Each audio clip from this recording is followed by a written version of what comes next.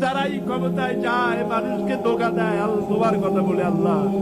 আল্লাহ, এদেশে একটা ওমরের মতো নেতৃত্ব দিয়ে বাংলাকে একটা ঝাঁকুনি দিয়ে ইসলামের পতাকা উড়ায় দাও আল্লাহ।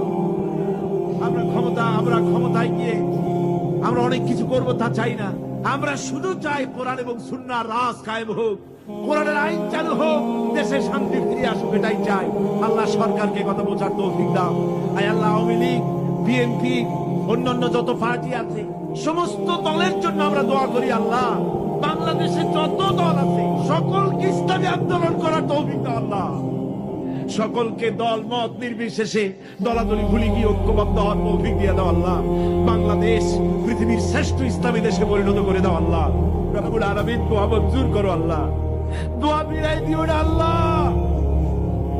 বর্তমান সরকার, রাষ্ট্রপ্রধান, প্রধানমন্ত্রী, মন্ত্রী পরিষদ, সংসদ সদস্য, সেনাবাহিনী, পুলিশ বাহিনী, আনসার বাহিনী, প্রশাসনিক ব্যক্তিবর্গ সকলকে ইসলামের প্রতি মহব্বত তাদের কলিজা ঢুকায় দাও।